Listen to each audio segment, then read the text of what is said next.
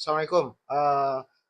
Saya nak buat sedikit review ringkas mengenai filem Koloni daripada filem daripada Korea, filem yang bergenrekan zombie. Genre zombie ni antara genre yang saya dulu suka dan sekarang dah bosan. Sebab filem zombie ni dia gitu-gitu je lah.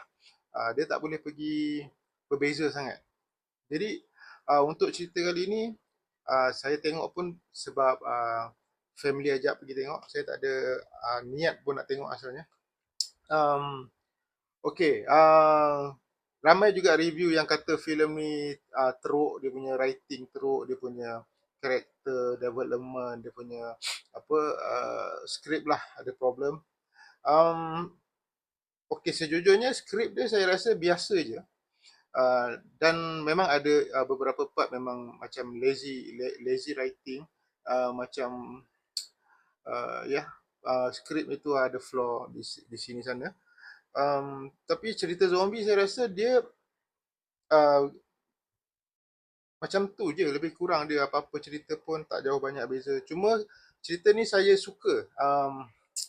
Mungkinlah dari sudut kekurangan yang ada tu memang ada lah. Tapi yang saya suka adalah zombie dia punya zombie kali ni dia ada satu fresh take. Dia ada satu pembaharuan dalam sudut penzombian dia tu. Maksudnya zombie-zombie dia tu um, tak seperti yang kita pernah tengok. Terlalu macam macam tu sajalah, straightforward. Dia punya idea zombie tu macam tu je.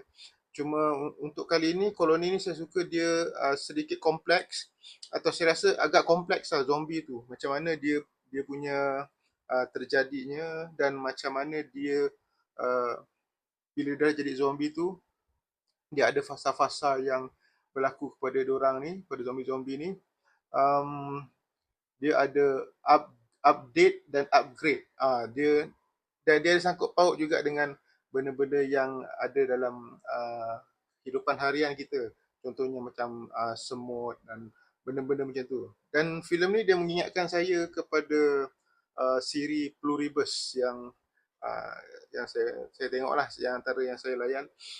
Walaupun tak sama, tapi dia mengingatkan saya kepada ke arah tu lah, pasal dia ada adalah sedikit persamaan. Zombie-zombie ni dia mempunyai satu, tak apalah tu korang kena tengok lah.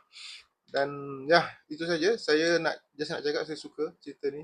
uh, di sebalik kekurangan skrip tu apa semua, saya saya enjoy dia punya bahagian zombie itulah, sesuatu yang baru dari genre filem zombie.